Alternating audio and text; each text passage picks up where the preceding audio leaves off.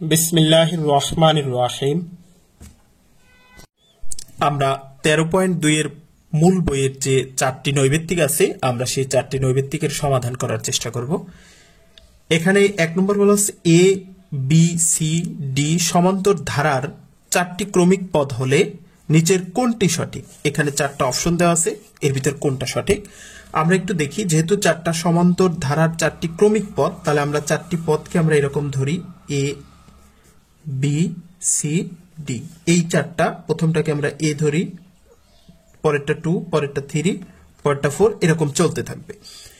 এখানে এই ধরনের সমান্তর ধারার যদি এরকম 4টি ক্রমিক পদ হয়, তাহলে আমাদের একটা বিষয় মাথায় রাখতে হবে, প্রথম পদ আর তৃতীয় পদ যোগ করে 2 দিয়ে ভাগ করলে দ্বিতীয় পদ হবে। আবার দ্বিতীয় পদ এবং চতুর্থ পদ যোগ করে 2 দিয়ে ভাগ করলে তৃতীয় পদ হবে। অর্থাৎ পরপর 3টার ভিতর শেষের দুটো যোগ করলে মাঝখানেরটা হবে। এখানেও এই দুটো যদি আমি যোগ করে 2 দিয়ে ভাগ করলে মাঝখানেরটা হবে। আমরা দেখি এই শর্ত কোথায় মেলে। এখানে প্রথমটা হচ্ছে বি, সি আর ডি যোগ করি। সি কত? সি হচ্ছে 3 আর ডি কত? ডি হচ্ছে 4।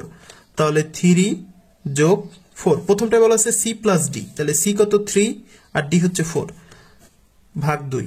3 আর 4 যোগ করলে হয় 7, 7কে 2 দিয়ে ভাগ করলে হয় 3.5। বি কি হয়েছে? বি কিন্তু হয়নি, তার মানে এটা হবে না। এরপর পরেরটা দেখি। পরেরটা বলছে বি প্লাস সি যোগ করে 2 দিয়ে ভাগ করব। বি কত? বি হচ্ছে 2 আর সি হচ্ছে 3, 3 আর 2 5, 5কে যদি 2 দিয়ে ভাগ করি তাহলে হয় 2.5, সেটা কিন্তু এ হয় না। এরপর সি নাম্বার বলছে B plus D, B plus D, তাহলে বি কত? বি হচ্ছে 2 আর ডি হচ্ছে 4, তাহলে 2 প্লাস 4 ভাগ 2, তাহলে এখানে হচ্ছে 4 আর 2 6, 6কে যদি আমরা 2 দিয়ে ভাগ করি তাহলে হয় 3। 3 মানে কি? এই 3 মানে কিন্তু সি, তার মানে হচ্ছে বি প্লাস ডি ভাগ 2 করলে সি হবে। তাহলে এটা সঠিক, পরেরটাও সঠিক হবে না।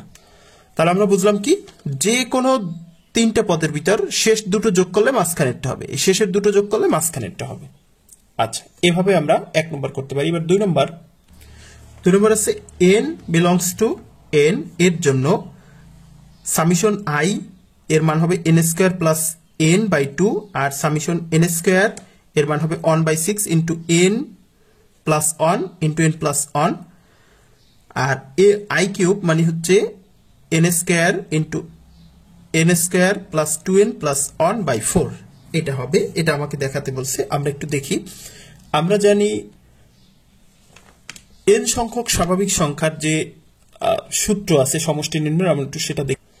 আমরা জানি n সংখ্যক স্বাভাবিক সংখ্যার সমষ্টি নির্ণয়ের সূত্র হচ্ছে এটা। যেহেতু i আছে এখানে, n সংখ্যক স্বাভাবিক সংখ্যা আইতম সংখ্যা, এখানে আইতম সংখ্যা যেহেতু i আছে তাহলে এটা স্বাভাবিক সংখ্যা, আর i স্কয়ার আছে তার মানে স্বাভাবিক সংখ্যার বর্গ, i কিউব আছে তার মানে হচ্ছে এখানে প্রথম n সংখ্যক স্বাভাবিক সংখ্যার ঘন এর সমষ্টি চাইছে।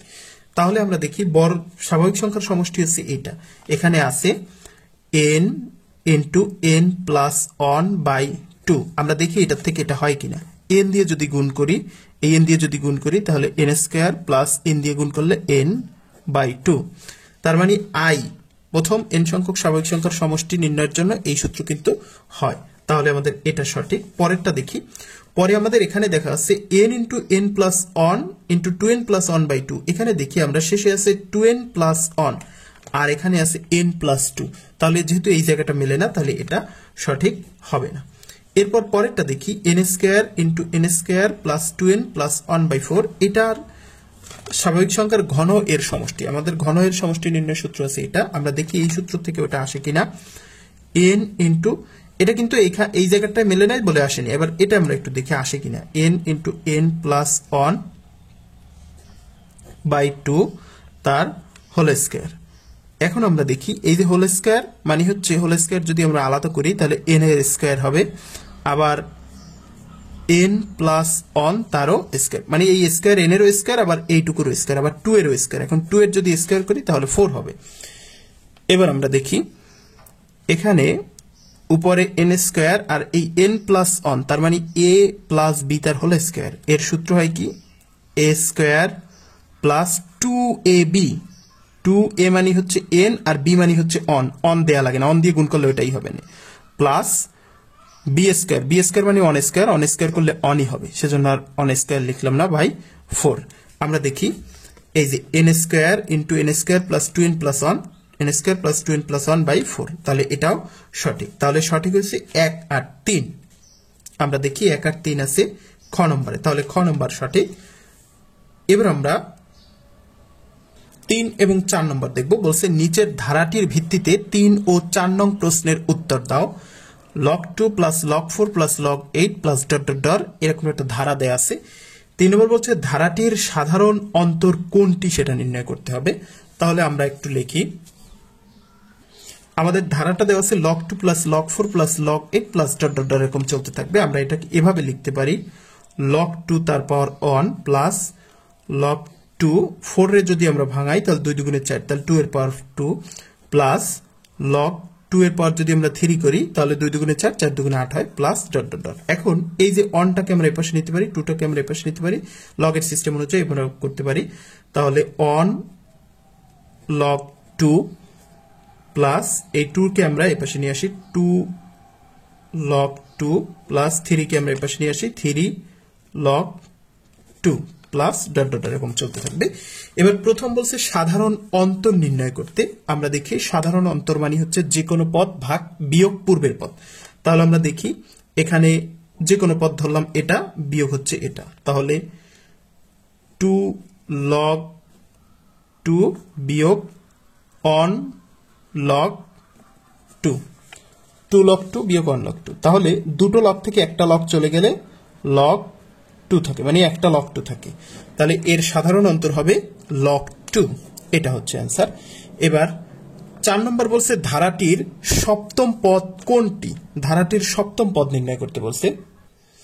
যেহেতু এটি সমান্তর ধারা, তাহলে আমরা জানি সমান্তর ধারার n-তম পদ a plus n minus 1 into D. এখন এ মানে হচ্ছে প্রথম পদ, প্রথম পদ কত, এই যে log 2, তাহলে আমরা লিখলাম প্রথম পদ log 2 প্লাস n, n মানে হচ্ছে সপ্তম পদ চাইছে, তাহলে n মানে হচ্ছে 7 মাইনাস 1 ইন্টু ডি, ডি মানে সাধারণ অন্তর, সেটা আমরা পাইছিলাম log 2, log 2 সাধারণ অন্তর তো 2 পাইছিলাম আমরা 3 নম্বরে। এবার আমরা দেখি এখানে log 2 প্লাস এই 7 থেকে অন চলে গেলে থাকে 6 log 2। এবার আমরা দেখি এই একটা log 2 আর 6টা log 2, তাহলে মোট 7 log 2। এখন আমরা এখানে দেখছিলাম যে এই যে 2 ছিল, এই 2 কে কিন্তু আমরা ভিত্তিতে এভাবে লিখছি, তাহলে এটাকে আবার এখানে নেওয়া যায়, তাহলে এই 7 কেও আমরা এখানে নিতে পারি log 2 তার পাওয়ার হচ্ছে 7, এই 7 কে আবার এখানে আনা যায়। তাহলে এখন log 2 এর পাওয়ার যদি 7 করা হয়, 2 এর পাওয়ার 7 করলে, 2 এর পাওয়ার যদি 7 করি অর্থাৎ 2 টু দি পাওয়ার 7 করলে 128 হয়, অর্থাৎ 2 কে 7 বার গুণ যদি করি 128 হয়, তাহলে এখানে হবে log 128, এটা হচ্ছে অ্যান্সার log 128। এটা কোথাও হলো গ নম্বর। এভাবে আমরা আমাদের এখানে নির্ধারিত যে 4টি প্রশ্ন সেই 4টির অ্যান্সার করতে পারি।